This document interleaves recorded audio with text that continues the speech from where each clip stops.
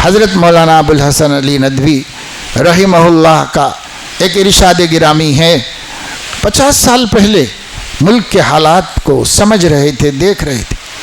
حضرت نے فرمایا کہ تمہارے بچے غریب ہوں، تمہارے بچے مال سے محروم ہو جائیں، اور تمہارے بچے عزت و شہرت سے محروم ہو جائیں، اور تمہارے بچے گھر دار سے محروم ہو جائیں، یہ سب گوارا ہو سکتا ہے، لیکن تمہارے بچے ایمان سے محروم ہو جائیں، توحید سے محروم ہو جائیں، یہ گوارا نہیں ہو سکتا.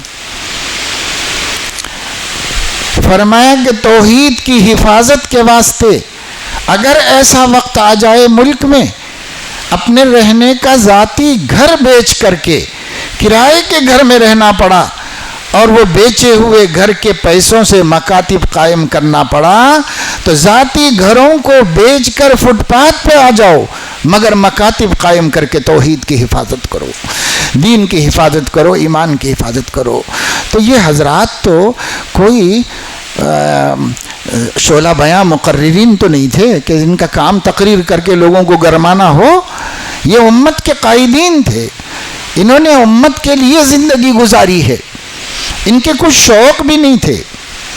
ایسا بندہ ہے یہ حضرت مولانا علی میاں رحمہ اللہ کا کہ کبھی کبھی مولانا منظور نعمانی نے لکھا ہے، ان کے دوست ہیں وہ، کبھی کبھی مولانا علی میاں مدرسہ پہنچ جاتے تھے رکشے میں بیٹھ کے پڑھانے کے واسطے، لیکن ان کی شیروانی کے جیب میں رکشہ والے کو دینے کے لیے پیسے نہیں ہوتے تھے.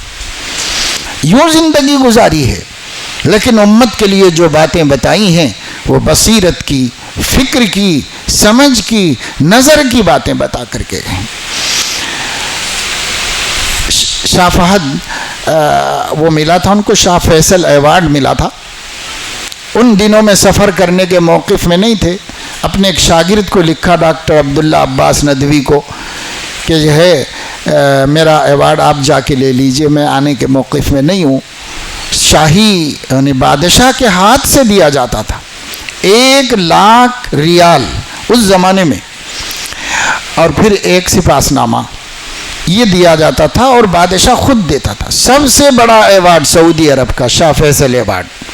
مولانا کا انتخاب ہوا، لینے بھی نہیں گئے وہاں، اور شاگرد وہاں رہتے تھے تو ان سے کہا آپ لے لیجئے میری طرف سے جا کر کے. ان کو مختار بنا دیا، اور لے کے کیا کرو، سپاس نامہ اپنے پاس رکھ لیجئے، اور جو اماؤنٹ ہے 50,000 ریال حرم میں جو بچے حفظ کر رہے ہیں ان کے مدیر کو دے دیجئے، اور 50,000 ریال اس وقت جہاد افغانستان کے لیے سعودی عرب خود وصول کرتا تھا، تو ان کو دے دو. بس ایک ریال بھی اپنے لیے نہیں لیا، مال کی محبت ہی نہیں.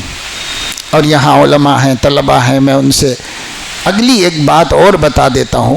حضرت مولانا سجاد نعمانی صاحب نے پہلی دفعہ جب حیدرآباد آئے تھے تب انہوں نے بتایا تھا کہ جب میں مدینہ یونیورسٹی میں پڑھ رہا تھا، اسی زمانے کا یہ قصہ ہے.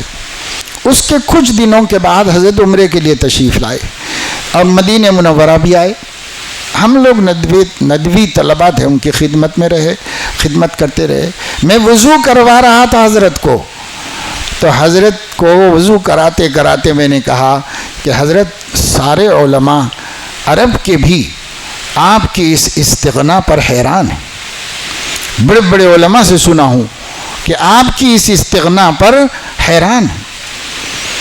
تو حضرت نے بڑے درد انگیز لہجے میں جواب دیا کہ بچوں، مجھے فطری طور پر ہی مال کی محبت نہیں ہے، یہ میرا کوئی کمال نہیں ہے، میرے اندر حب مال ہے ہی نہیں، البتہ حب جاہ ہے. تم دعا کرو کہ اللہ اس سے محفوظ رکھے.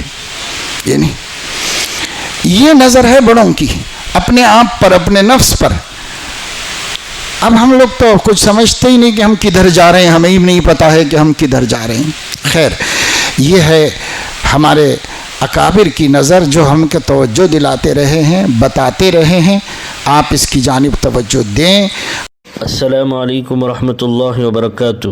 یہ مدرسہ جو آپ ویڈیو میں دیکھ رہے ہیں مدرسہ تربیت البنات فلڈ کالونی نسپور منچریال تلنگانہ میں واقع ہے۔